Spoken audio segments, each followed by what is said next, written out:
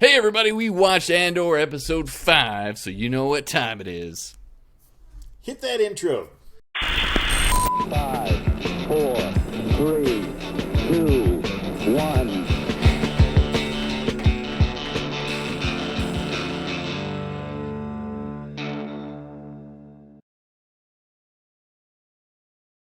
If it's your first time joining us, welcome. We're two dads who love all things fandom, from Star Wars to Star Trek, Marvel to DC, and Middle-earth on down to Westeros. We love it all, and we want to bring all of our insights and love of all things nerdy to you, our viewers.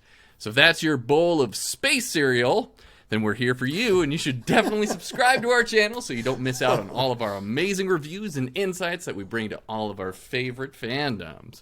So thanks for tuning in, guys. My name is Chris Matthews, and I'm joined, as always, by the nerf herder himself, my buddy and best friend, Mr. Matt Parham. How you doing today, brother? Pretty scruffy looking today, too. I'll say. Me as well. Spot on. Oh, scruffy looking. So let's get right into it. We're talking about Andor, episode 5, titled The Axe Forgets, directed by Susanna White and written by Dan Gilroy, once again here.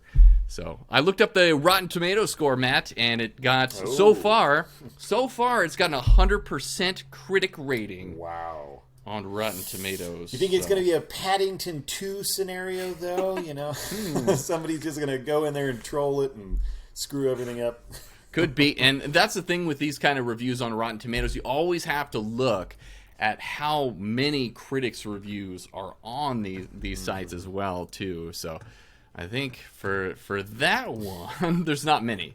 And so whenever you see 100% on any of these sites, make sure that you're checking out to see how many critic reviews there are. Okay, for this one, there were 14 critic reviews. So, so it'll probably go down, guys, once there's more critics that get to tune into this. So let's talk about what these two dads thought of this episode. What did you think about this episode of Andor, brother? It just continues to set itself apart, right? Mm-hmm. Watching this series, right. I can't make up my mind whether or not it'd be better to see this binged out, just spend a couple hours, several hours once we're all through the entire series, but it unfolds so much like a book, so much like, and I hate comparing it. Great analysis. Everybody loves to throw out the wire, but I will say it's just that slow burn. Yeah. It's very much leading up to this anticipated event of them robbing the depot. Mm-hmm. And I thought we were going to get that this week. I thought we were going to see the action set piece this week. But instead... Me too. We still got more character development. We got a little bit more universe expansion. I really, really enjoyed some key performances here on the part of Arvel Skeen, played by Ebon Moss-Bachrach, if I'm pronouncing that correctly. Yeah. I don't know if... I'm just going to throw this out there. I hate to go into physicality here, but I don't know if he lost weight for this role, but he really, looked authentic to the fact that a little emaciated. You would assume they're living off this weird milk. They're out there in the boonies and practicing. All those little details I loved about this episode. Me too. Just so intricate. All these little details all together. Yeah. Just all the different tattoos, and they were describing what they meant, and Andor and him had a little moment there to kind of feel each other out, and that dynamic between those two characters was pretty awesome during this episode. No, and I love that every scene isn't necessarily forwarding the plot. They're really given some time just to they're definitely giving time. Give some history to what's going on here, and really make you feel the struggle of these people. Not just, okay, here's a camp, here's what they're doing, here's the plan, move on. So we get so much of that, too. Like, I remember watching The Force Awakens for the first time with J.J. Abrams, and his way of shooting and his story is always, get to the next part. Let's fast pace. We're running from point A to point B. Go, go, go, go, go. And so this episode and this series so far, it's such a different animal from any of the other stories that we've seen with any of the other Star Wars movies or shows that we've seen. And like you, Matt, I am finding that I'm enjoying it. I'm enjoying savoring this show as much as I can. I do have a little bit of criticism too, but we'll get to that. Yeah, so the other standout that I felt, aside from the main actors, that I can't speak highly enough of Diego Luna, always delivering. Kyle Solar just doing great, sitting there being tortured by his mom. All of those scenes, and like you mentioned at the beginning of this episode, the whatever they were. What kind of cereal did you think that was he was eating there? I know. Like we got confirmation. Yeah. Space Kicks, I guess. Yeah. Colored blue or green. Yeah, I believe that this is the first time we've seen cereal in Star Wars. So confirmation, guys. Well, there's cereal with blue milk. And I'll say they've thrown in little details like that have made it a little bit more accessible to the audience in a number of ways throughout these episodes. I don't know if you remember, we got the introduction of coffee being a thing in the galaxy far, far away. They've described that in the books for years now, even in the expanded stuff that's now not canon. They call it cafe as well. Right. So, or calf is for short. Yeah. And they've also had chocolate milk at one point in one of the books, way back when. I was like, oh. Wow. Cool. Chocolate blue milk or chocolate, I forget the name of this milk that we saw this episode. But no, so I think that all those little details and the actors' performances really, really were great. I also loved Suli Remy, who was Lieutenant Gorn. Man, he is just the nailed it. Perfect. Nailed it as the double agent. Going around having structure to all the empire. Looks so typical to what we've seen in the past of Imperial leadership.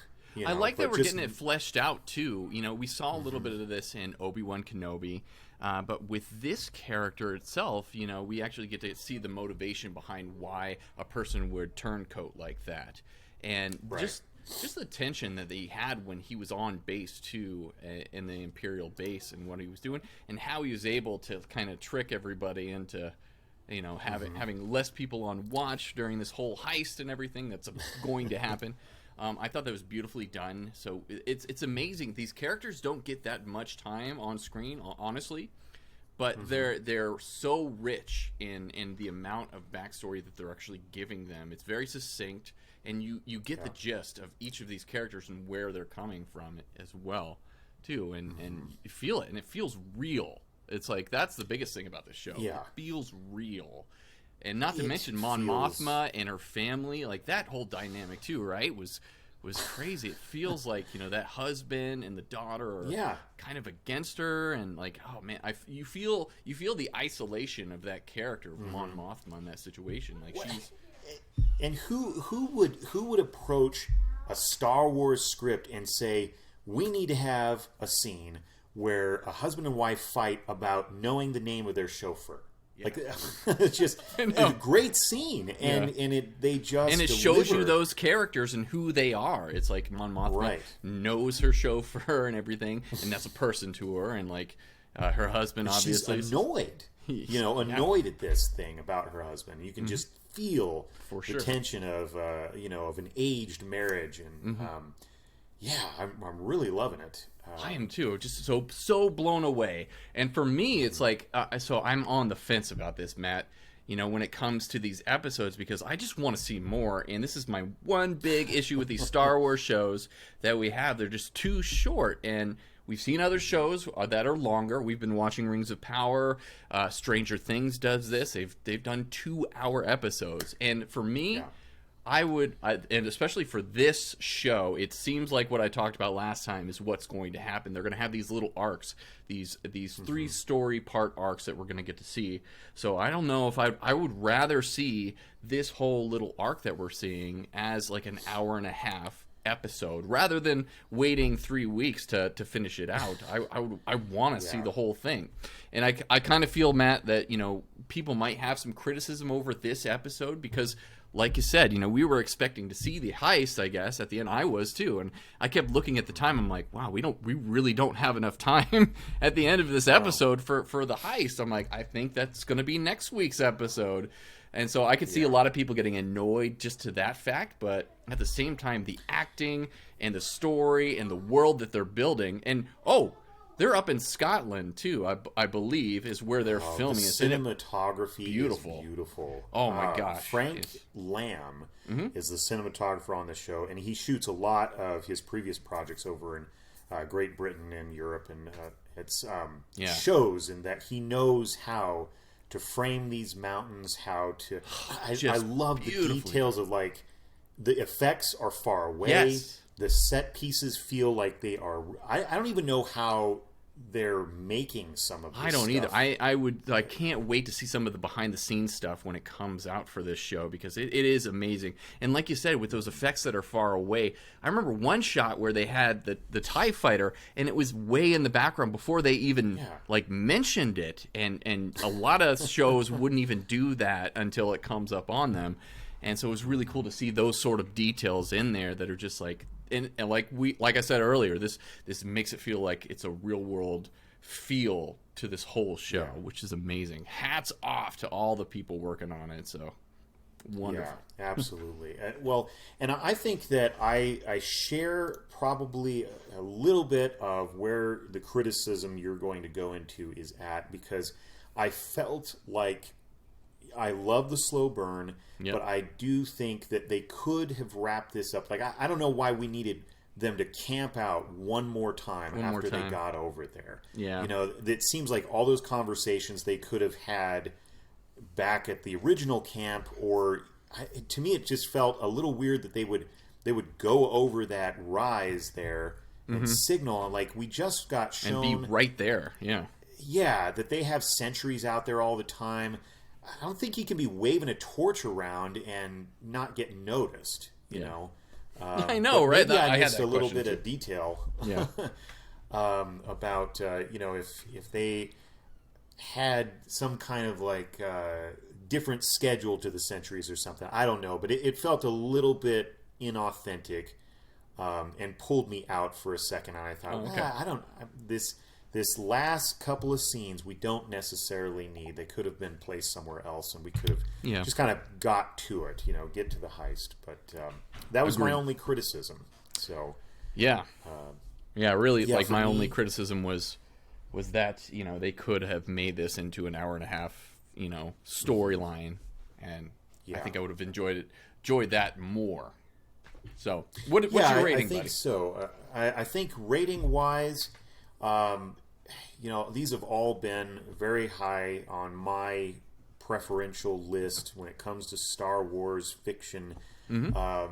Each of these episodes is doing great in my book as far as telling a very interesting story in a great way visually, and just hitting so many of the checkoff things that I like when enjoying cinema. So I would say I'm gonna give this episode still an 8 out of 10. I've ranked them kind of 9s and 8s and 10s and all that. So seems pretty 8 out of typical 10 for me. Nice. Yeah, well, there's not going to be much fight from me this time around on our review. Not like our last episode that we did on House of the Dragon. Oh, yeah, House of the Dragon. And if you guys haven't seen that, go back. That was a great episode of us where we did have differing... we duked it out on that one. But That's right, yeah. Same, man. 8 out of 10 for me for this episode. Like I said, I would have liked to have seen the whole story. I want to see the heist. I'm really interested in seeing that. I just want more. I want more time in this world with these characters and everything else. They're doing a phenomenal job with this. The writing is amazing. The visuals are amazing. So, yeah, it's still pretty high in my book. And, yeah, we've been rating 8 and 9 for this series. And if you have, you got to be checking out Andor. I don't know why you're watching this if you haven't, but, man. Right. I haven't heard a lot of buzz, though, Matt, about, people talking about the show, but the things that I do hear are genuinely positive about this show. So it's nice to see that too. But I just wish more people would check it out. Right. I think because we've got 12 episodes here, I think it'll pick up. I think so too. More as we get into more of the rebel formation, the action that we're undoubtedly about to see. Plus, there's just so much content right now too. We have House of the Dragon, we have Rings of Power. It's getting saturated. All this stuff that we're like, and there's only so many hours in the day, guys. We know that. And we do our best to watch all this stuff and bring it to you and review it, and it can be a challenge. So stuff to fit it all in. It definitely is. And so I also bring up too. There was an Easter egg in this that I actually confirmed after the fact, and during the in the antique shop, Luthen was sitting there waiting to hear any confirmation from the team about this heist and everything. He's really nervous and hoping this will pay off, and he's questioning himself. And I look over to the side and I'm like, those rocks look really familiar to me. Those things in the middle. I sent you the picture, Matt, of this thing, and lo and behold, I was absolutely right. Those are the same sacred rocks that we see in Indiana Jones and the Temple of Doom. So I was like, oh, so sweet to actually get an Indiana Jones reference in there, because you see the Sith holocrons and the Jedi, the Jedi artifacts in there, and all these little Easter eggs and everything. So I was just like, oh my gosh, they actually put Indiana Jones in there. Yeah. It's so cool. So now we have a connection between Star Wars and E.T. as well as Indiana Jones. At some point, Luthen must make it to Earth and chuck those stones down there. Yeah, I want to know the backstory of those stones now. Right. Like, what? Kalima! Yeah. Maybe he's going to rip some Imperial's heart out. There we go. With the stones, and there we go. So that's what I predict as well. Right? So, yeah. So, high praise from us, guys. 8 out of 10 from me. 8 out of 10 from Matt. Do we have anything else we want to say about this episode before we hyperdrive on out of here? No, I don't think so. Just keep hanging with it. I think there's a great story unfolding here, and I'm really anxious to see what happens next. Definitely. Slow burn, but it is totally worth it. I'm so happy, once again, to have Star Wars on TV every week. Look forward to watching it every week on Wednesdays.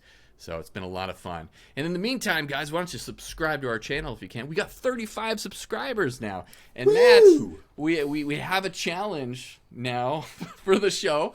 And we're going to throw it out there. Huh? We're throwing it out there. If you guys notice, like, my hair is getting kind of long.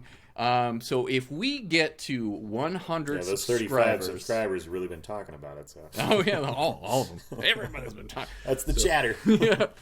So if we get to 100 subscribers, guys, if you subscribe to this channel and we get to 100, what I'm going to do is my daughter is going to shave my head and we'll have a special broadcast over it. Is not a hairdresser.